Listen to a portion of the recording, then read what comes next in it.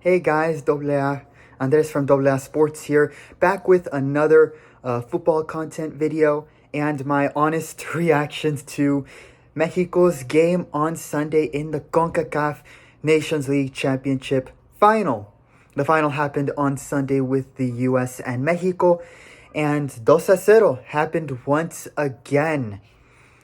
The Mexico national team lost 2-0 in Dallas and have now gone 7 games without beating the U.S. national team. Mexico in this game performed better than they did under Diego Coca at this same point last year, but in the end, the U.S., with a more talented, almost all-European club roster, was just better than Mexico. The first goal was just an amazing cañonazo shot by Tyler Adams. Respect to him. That was an amazing goal, especially given he is just coming back from injury. But overall, Mexico got outplayed. The wingers got outplayed. Uriel Antuna especially got thrashed in this game.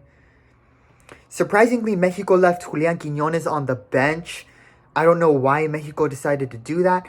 I don't know why Jimmy Lozano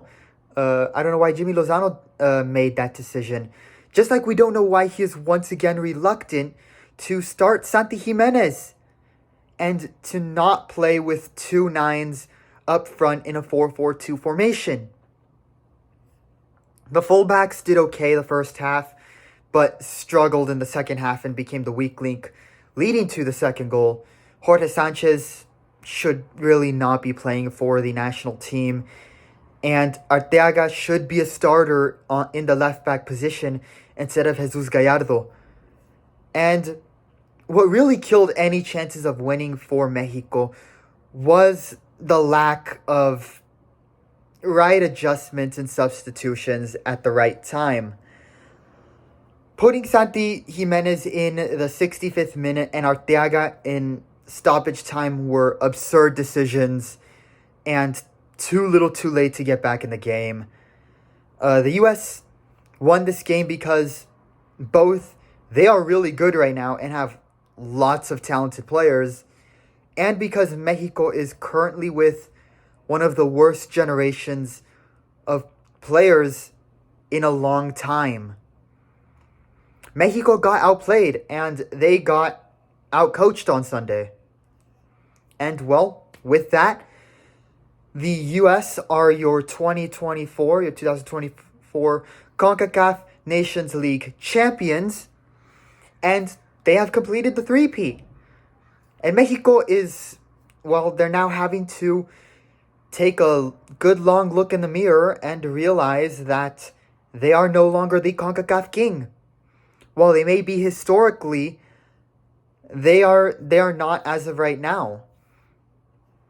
And there needs to be serious changes, from new players getting called up to changes in the youth and senior player development in the Liga MX and reforms in the Mexican Football League and Federation in general.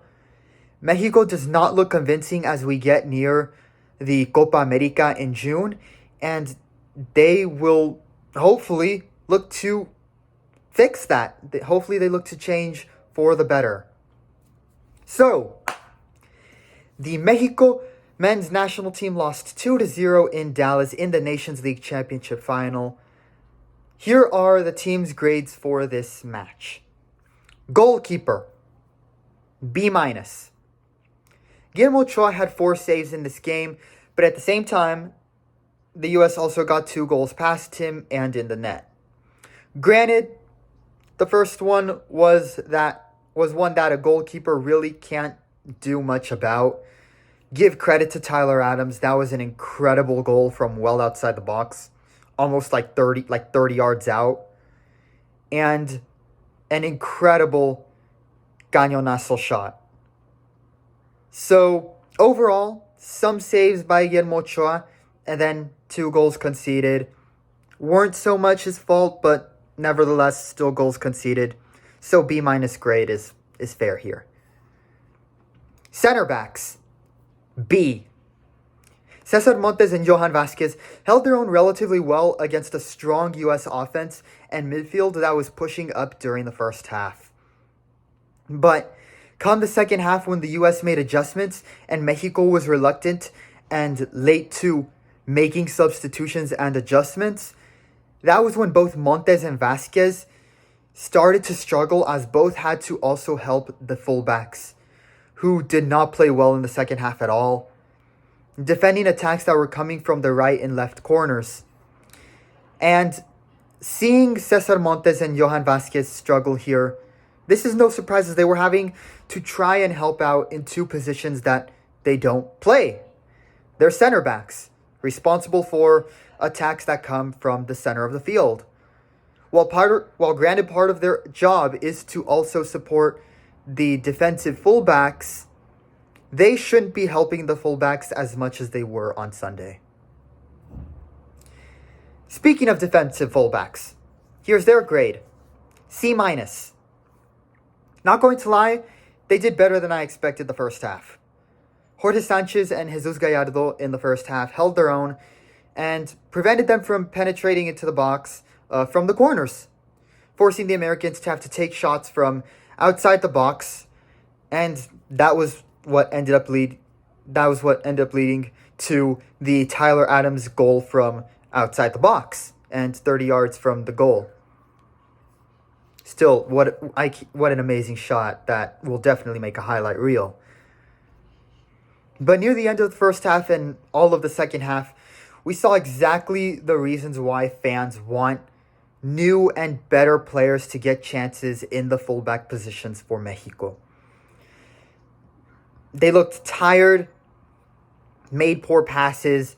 Gallardo and Sanchez both had two awful errors where they literally kicked the ball out of bounds when they could have passed it.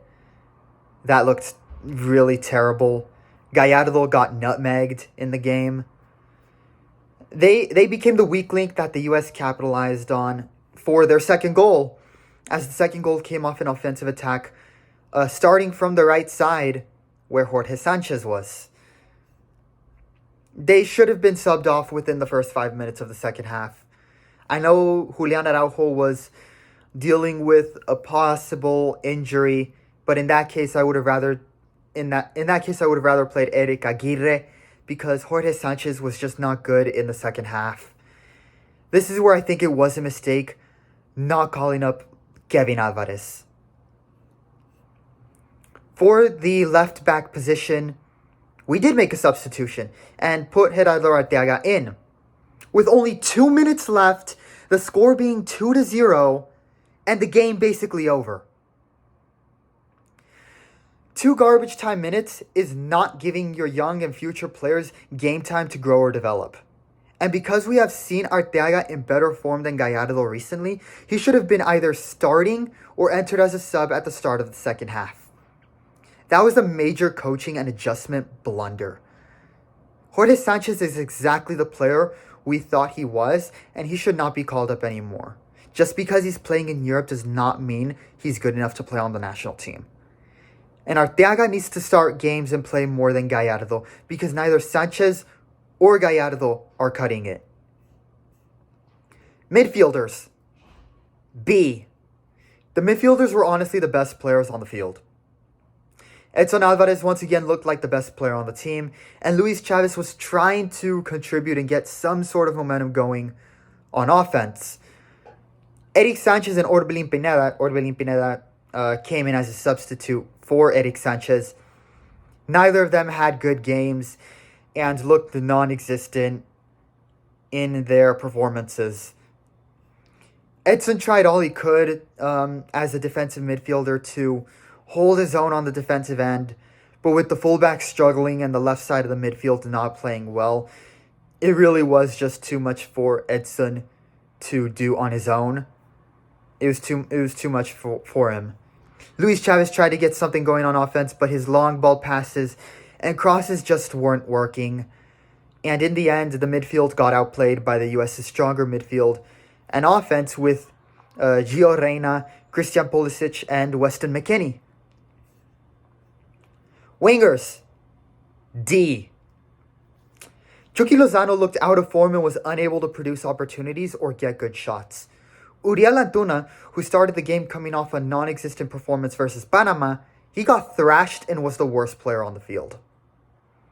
Antuna made poor passes, lost possession of the ball many times. He was unable to contribute at all and got completely outplayed. He is one of the most inconsistent players. He can either be really good, but when he's not really good and or great, he is atrocious. And there's nothing in between. His inconsistency makes him not good enough for the national team, and he should not be called up until he is in consistently good form. I would have rather seen Osiel Herrera and or Chino Huerta take his position, as they are much better than him and in great form right now. I can't believe neither of them were called up for this week.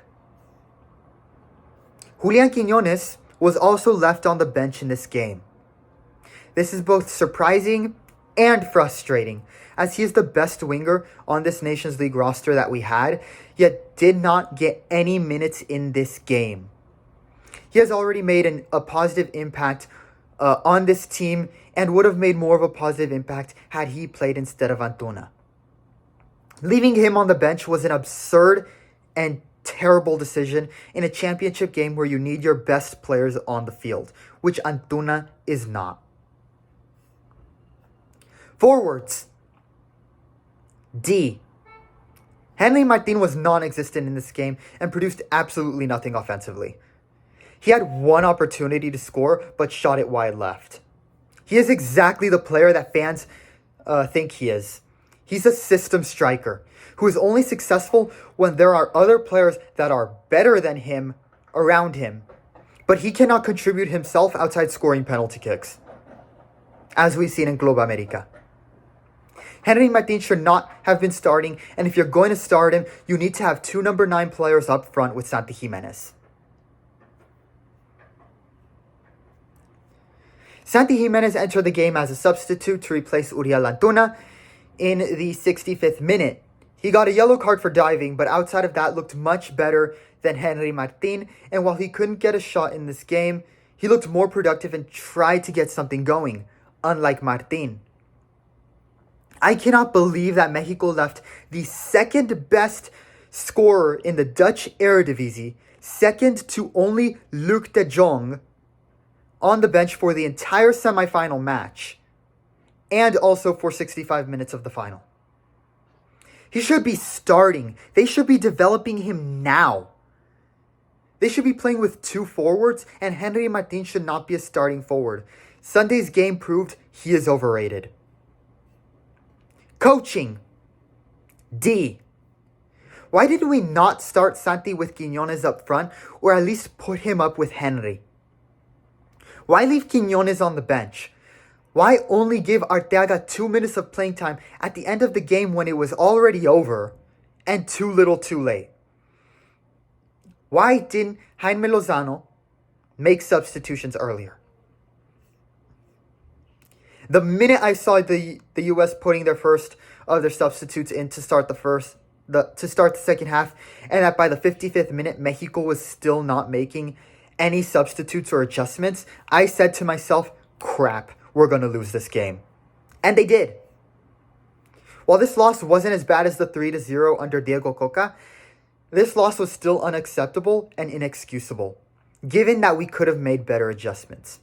It was only 1-0 at the start of the second half, and we were actually keeping it relatively close. I do think we could have won that game had we subbed out the players like Antuna, Jorge Sanchez, and Gallardo, who struggled earlier, and put in Arteaga in the playmakers like Quiñones and Santi, especially if we had them as starters. And listen, while it's still possible Mexico could have lost even with making better adjustments in the game, like starting Santi, putting Quiñones in, you name it in terms of substitutions or tactical, formation adjustments, whatever. At least they would have been much more competitive than they were in the final on Sunday. And if we lost, we at least had the best players we had in this roster on the field. The Mexico national team lost this game because the coaching staff didn't make the right adjustments at the right time. And not one of and like one of their key adjustments they do make is by taking out Luis Chavez and putting in Luis Romo. Romo has been terrible for the national team over the last several games and at the club level. And once again Sunday he contributed fuck all. Lozano needs to learn to adapt and put the true playmakers on the field and roster, and not be stuck on players like Romo and Henry Martin. Assuming these are his decisions, and that the Federation isn't implementing players, like they did with Tuca. Lozano and the Mexican Federation need to stop calling up the same players like Antuna, Piojo, Charlie Rodriguez, Jorge Sanchez, and Luis Romo. They contribute nothing to the team and won't in the future. This was a very disappointing game for Mexico, and that is now 7 games in a row where Mexico has been unable to beat the U.S. national. This is the 7th game where they've been unable to beat the U.S. national team. 7 games and unable to beat the United States, whose number one most popular sport isn't even football. We lost to a team that represents a country that cares so little about football that they call it soccer. We lost to them. This Mexico team is bad. It's not injuries. It's not a rough patch. Right now, in March 2024, with the Copa America coming up in June, they are bad. This is yet another reality check for Mexico and the Federation. While historically Mexico might be the king, the giant of the CONCACAF, as of right now, this year in 2024, the king of the CONCACAF is the United States, not Mexico. And there needs to be serious changes in the Mexican football structure and player development and roster call-ups if they want to succeed in the Copa America in the summer. Because right now they do not look convincing, competitive, and they are staring a group stage exit in the face. We'll see how the coaching adjusts, how the Mexican Football Federation, responds, and how the players themselves seek to improve, and if new players will finally, for once, be called up instead. Andres from AA Sports, let me know what you think and what your grades for the team would be in the comments below. Now, moving on to the Mexican Football Federation. This game was a reflection of the state of Mexican football and its federation in terms of management, youth development, their work with the Liga MX. This game was a reflection of all of that, and their grade is not good. Mexican Football Federation grade, F. They talk about changing and improving the team, developing and having new players, more high-skill games in the future, and plans to work with the Liga MX to send players to Europe every transfer window. But outside of the summer friendlies against Bolivia, Uruguay, and Brazil, plus the Copa America, those high-skill games that they promised, what has changed? What has changed? Nothing has changed. We had all this talk about nueva sangre, new blood and new players on the team, debuting Chino Huerta and Jordi Cortizo versus Australia. Where were they for this week? Why didn't we call them up and instead call up 3 out-of-form players like Piojo, Charlie, and Luis Romo? Same thing. I'll say the same thing for Uriel Antuna, who didn't play well at all. Why Jorge Sanchez and not Kevin Alvarez? I remember there was hype around Marcel Ruiz from Toluca getting his first call-up with the national team. Yet we never played him. Why were Oziel Herrera, Marcelo Flores, and Omar Campos playing friendly U23 matches? What for? The U23 didn't qualify for any tournaments this year. They didn't qualify for the Olympics. So what is the point of having them play there when they won't develop in meaningful games, when they can develop on the senior team? Mexico did have an opportunity to experiment with this roster for the Nations League and bring in younger players, but they didn't take it. If we lost, but had a young roster with totally new faces, I would have been okay with Mexico getting their asses kicked like they did Sunday. Because we would at least be trying to think about the future and developing young Mexican talent. But the Federation isn't doing that. You see teams like, España, teams like Spain in this international break calling up 16 and 17-year-old players and giving them playing time. Endrick became one of Brazil's youngest goal scorers this weekend. And they had 3 players 20 years old or younger debut against England, and they won. Argentina let Valentin Barco play almost a full half in his debut over the weekend at just 19 years old. Why aren't we doing that and believing in the current youth and future senior players now? Why not give Yael Padilla a chance? Stefano Carrillo was arguably Mexico's best player during the U17 World Cup and Pan American Games, yet gets nothing at a senior level yet? That's the problem. You see other teams trying to grow in their football as a nation like a club. But for the Mexican Federation, it is a business, and they are very, very huevón about how they run it. While most countries and leagues focus on the best results and success in winning games first, knowing that the money will follow directly afterwards, the Mexican Federation and the groups who own multiple clubs within the Liga MX are putting the money first and what appeals to the sponsors first. That is why they got rid of promotion and relegation in the Liga MX. That is why we see players like Henry Martin starting so that they can promote, El Don Club América, el equipo de Televisa, instead of Santi, who is clearly the better player and should be starting. This is why Mexican football and the national team are in such a poor state right now. And that's why they aren't letting players go to Europe and grow. The Federation talked about sending players to Europe every transfer window, like the MLS is starting to do slowly but surely. But no Mexican players were transferred to play in Europe over this last year. Instead, players are coming back from Europe. Eric Gutierrez, after 5 years with PSV, rejected an offer from Benfica and is playing for Chivas. Arteaga has come back from Belgium and is on a 4-year contract with Monterrey. Flores went to Tigres after being one of Arsenal's most promising young players.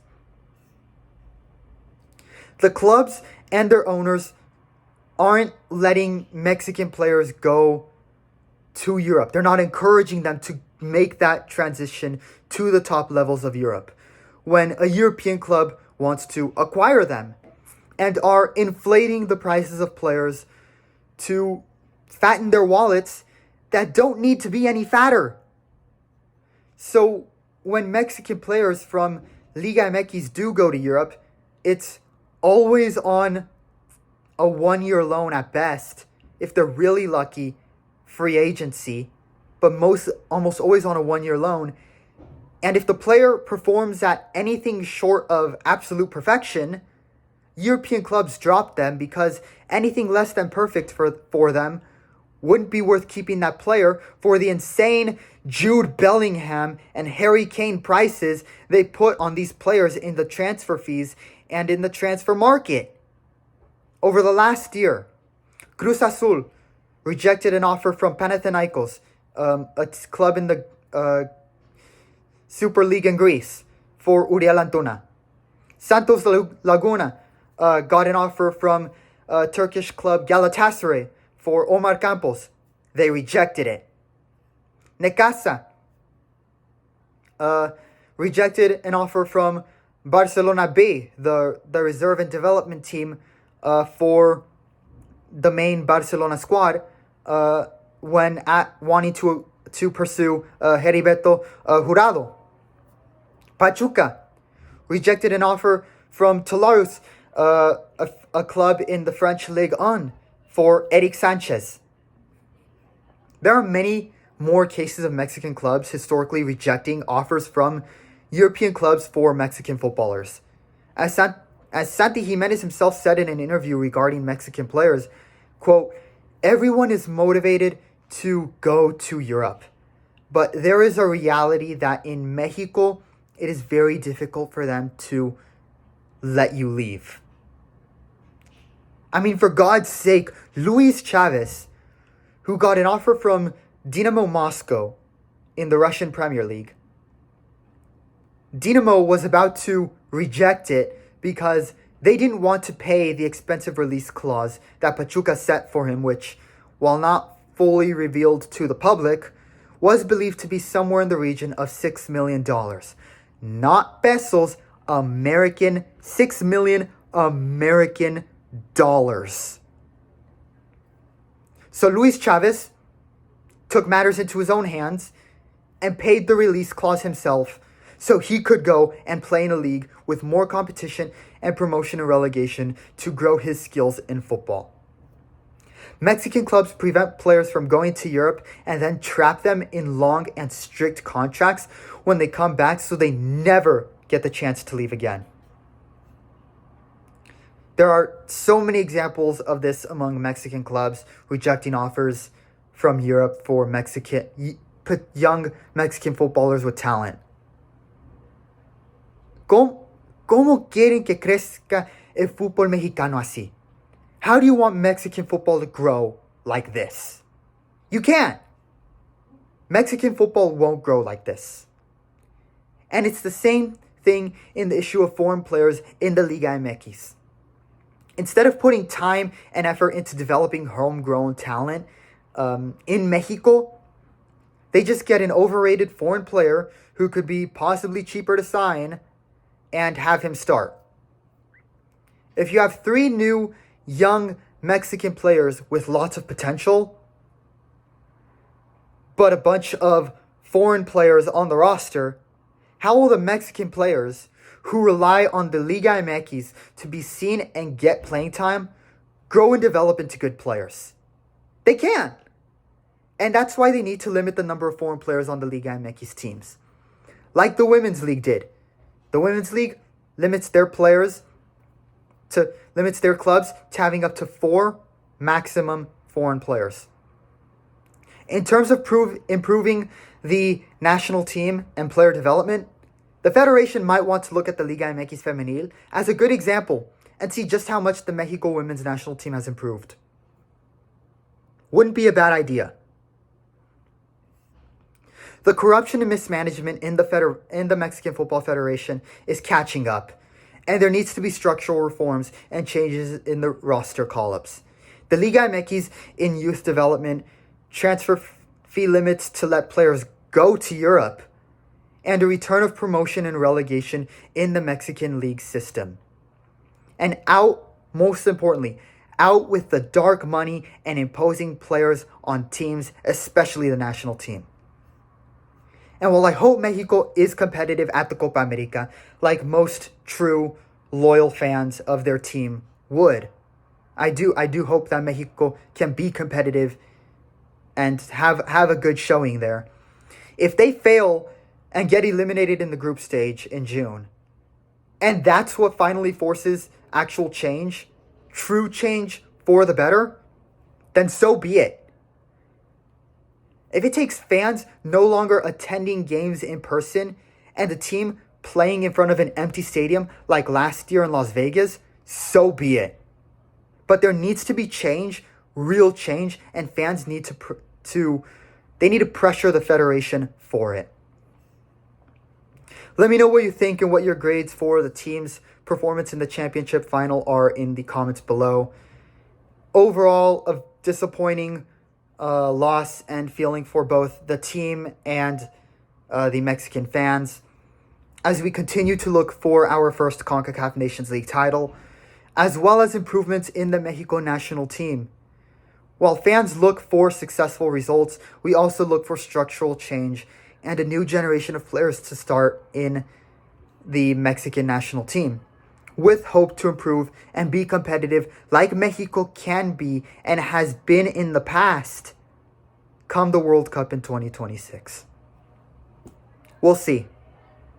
We hopefully shall see. Bueno, Andres from AA Sports. That's all for me in this video. Like and subscribe to help grow this passion project. Post a thumbs up in the comments section if you want to see structural change in Mexican football. Leave your opinions and reactions in the comments below as well. Thanks for watching, and I'll see you in the next one.